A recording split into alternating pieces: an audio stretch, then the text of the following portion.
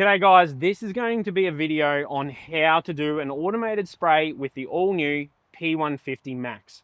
So, what we're going to do, we're going to mark out a field first, then we're just going to do an automated spray. Now this isn't an advanced one, we do have advanced videos as well. This is just to get you started so you get an idea of how these systems work. They're unreal systems, they're very easy to use, and we want to show you how to do it. Righto, I'm going to start this screen recording. So, we're here at the home page. On the screen, we're here on the home page. Actually, no, we're not, sorry. Correct me. Now we're on the home page. What I want to do first is mark out a field. Now, there's a few ways you can mark out a field. It's like all the other drones that we've been through. You can watch some of those other videos as well. You can either mark it out just off a satellite map. You can fly the drone around the boundary. You can import shape files from your John Deere system. You can map it with a smaller drone. You can put it in here. You can create a map with the Maxes now, so it can create a HD map and it can fly off that map.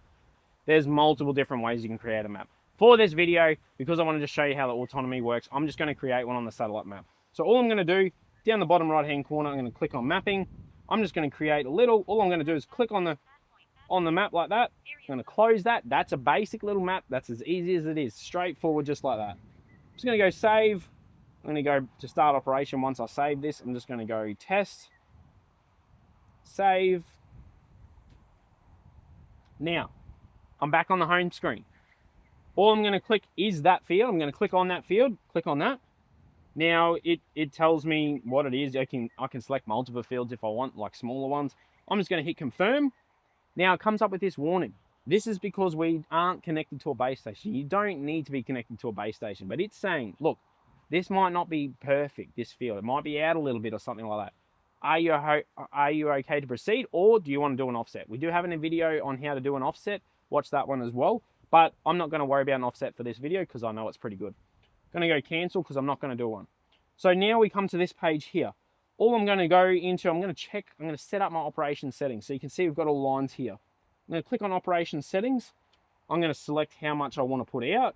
I'm going to say, I don't know, 50 litres per hectare for this one. I'm going to select my droplet size. I can go from 1500 microns. It's going to go down to 60 microns, but I'm going to go, I don't know, 500 microns. You can press on this and actually type in what you want, but yeah, I hate doing that. Oh, now I've done it. See, this is why I don't do it, because I pressed the wrong thing. I'm just going to select rough. There we go. Turn atomization on. We'll go 500. 400, that'll do. Okay, now the next one down, turn on atomizing. So when it turns to each row, it says, do you want to have a little bit of spray coming out while you're doing that? Yeah, it's good. Depends on what you're doing. If you're doing boundary paths as well, you don't really want to overdose too much, but I'm going to leave that on. Now, we got here, this is operation route. There's two things we got to keep an eye on here. Operation route, and the next one down is access route. Operation route is everything inside the field. You got to remember that. Inside the field is operation route. Access route is when it's accessing the field, how fast and how high you're going to the field. So that's that little dotted line there. That's on that one. But we'll set up the operation route first. So I'm just going to go, I don't know, 3 meters. We'll go flat out because I love running these things flat out. You can see here, it does give you a warning. Be careful when you're going these speeds. The obstacle detection, I'm going to tell you straight out, it will not work at these speeds.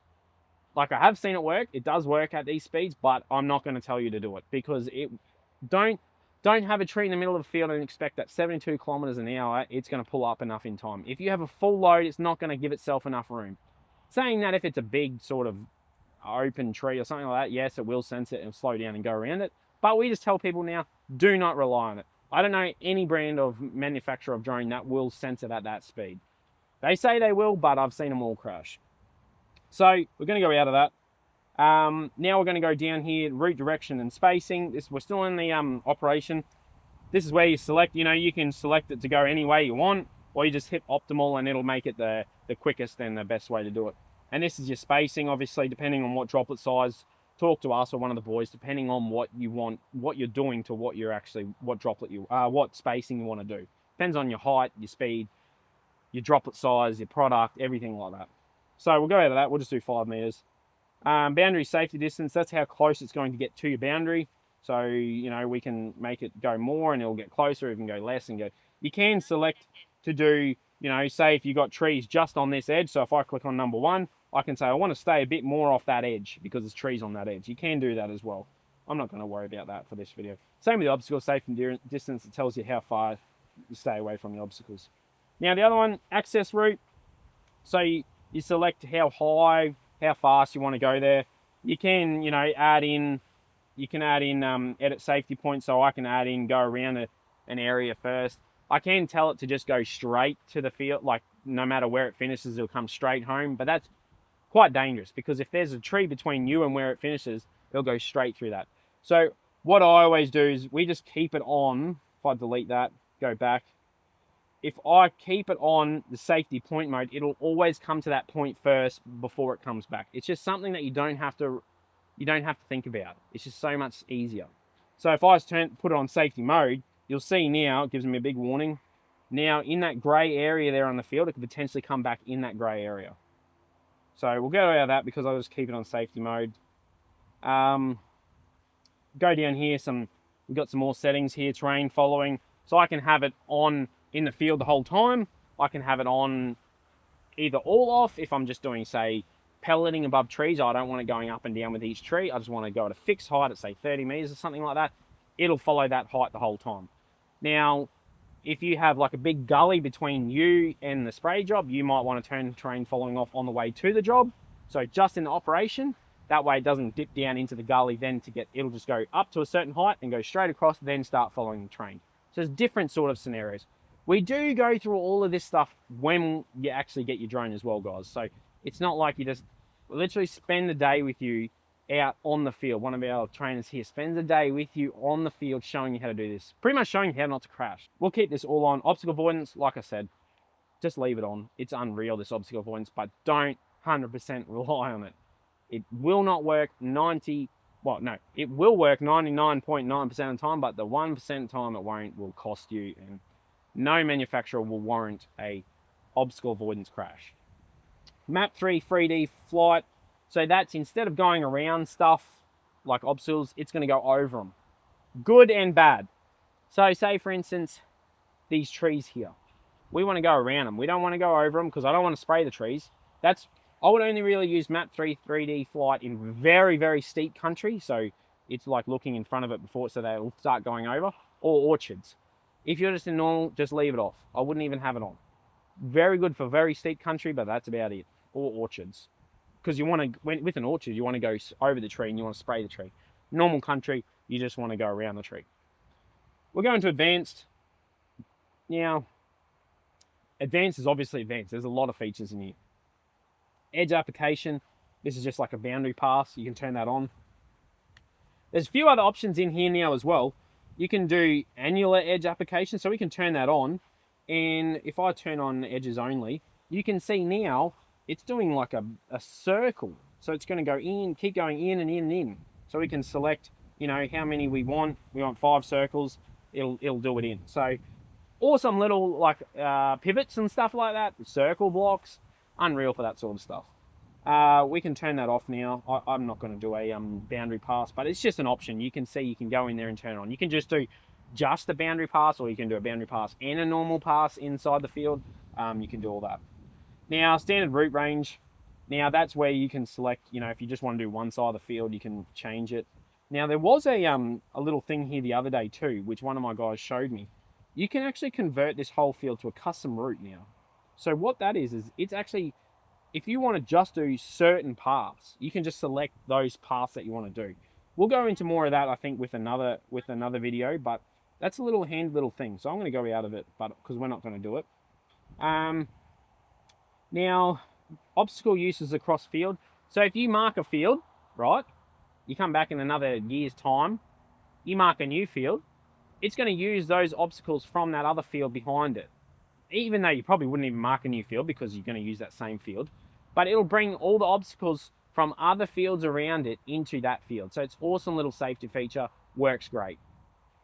Now, the other one, optimize route resumption. So all that is if the drone finishes a kilometer down there, rather than flying all the way down there to start it again once to spray, it's going to start the next run, spray down there, then do that little bit, then come back and do that other little bit. So You can turn that off if you want. If you want to just start from there, spray. Once you refill, it'll go back down to where it finished. You can do all that as well. But I like it on, but some guys don't because they like to start from here and work their way across the field.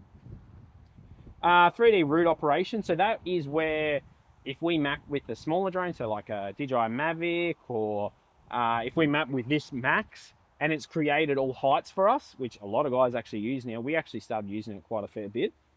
We can turn that on, and that way the drone's actually not using its terrain following. It knows the terrain already from that map. So very good for very hilly country, orchards and stuff like that, because it's not having to think. It's just flat out. Like it's really fast and it's very impressive. Fly only, obviously. We can turn that on if we don't want to spray, if we're just doing testing and stuff like that. Empty after operation. So it always leave like a few hundred mil or just less than a litre in the bottom of it, so that it doesn't run air through the pumps. You can have it empty all of that. So if you're doing trial plots and you want to empty it all, you can have it empty it all. There's a few other climb on turn. So that is, it shows us there on each, when it gets to each run, it'll go up a certain amount, then come down, then go back down. You can do that. It's sort of like a plane or helicopter, sort of what they do. The reason behind that is they say that obviously when you slow down, your swath is reducing. So if you're slowing down, it'll raise it, which increases that swath at the same time. Good for some things, terrible for drift. Yeah, there's multiple different ways you can do it. Now, drone landing, you can have it, you know, when it lands, it points one way. You can have it so it just hovers above before it comes down. We just have it like, I know some of the guys, they have it come in, then they land it. We just let the drones land themselves. Like, it depends what you're doing. If you're quite, you know, worried, so say for instance you're running 2 drones and you take them off from the same landing point, you might do that just as a safety thing. If something happens, your controller, I don't know, you drop your controller and it smashes or something like that, it's like a safety thing. So we'll go out of that. Now we've set up all of our basic stuff. All I'm going to do now, we'll set up this spray again. I think I clicked out of it before. All I'm going to do now is just hit start operation. It asks us, yep, all good, tick, tick. Off it goes. Oh, I swapped the wrong way. You can see she's about to take off. The drone is about to take off. If I was too close to that as well, it would actually not let me take off. It will say there was people nearby. It shows us that there's people nearby. It actually AR recognition as well. It shows a little symbol of a person, or if I point that at a tree, it'll show like a block of a tree. It's pretty cool actually. So you can see it'll work here. It says on the screen how many liters. It also, if we hit the progress button, tells us how much all up we're going to use, how much we have used and stuff like that. When it runs out, it'll come back, it'll land. All we do, fill it up, hit resume, off it goes again. Very simple, very straightforward. Actually unreal, like how easy they are to use now. Literally turn the controller on, turn the drone on, off you go. So it will always go back. Actually, see how I had that route optimization on? It actually did a little bit over here, then it went over and did that little bit last because there's a little fiddly section. It knew it was going to be more efficient with less in the tank to do those little bits. So it'll go to that green point in the middle there. We can move that green point if we want to. We just go edit safety points and it'll move. You can see it does a reverse park.